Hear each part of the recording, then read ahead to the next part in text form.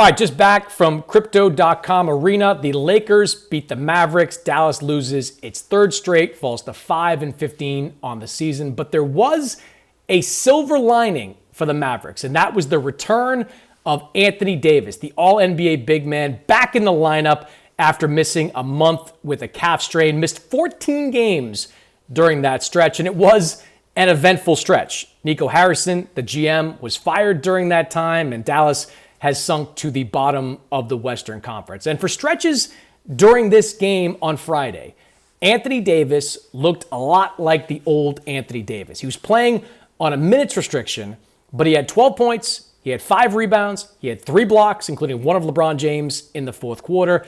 It was a 3-point game when Davis went out because of the minutes midway through the fourth. It was 10 when he came back in, just too much for the Mavs to overcome. But it showed them that when Davis is out there, they can compete with one of the best teams in the Western Conference. I had a chance to talk to Davis for a couple of minutes after the game, and he said, look, the minutes restriction was tough. He's used to playing for longer stretches, full quarters, not used to playing in these 5 and 6 minute bursts that Jason Kidd had him on in this game. And he's certainly not used to coming out of a game in the fourth quarter when it's competitive. So that was a bit of an adjustment for Davis. But he said he saw a lot of positives that this Dallas team can build on. They competed all game long. We're probably just a couple of shots away from maybe being in a better position to win. And he sees a lot that can be built on with this Dallas team. And most importantly, he was healthy coming out of this game. There was a lot of talk over the last couple of weeks about when the Mavericks would medically clear Davis to play. There were some questions about when he would be ready, how healthy would he be. Well, he took the extra time.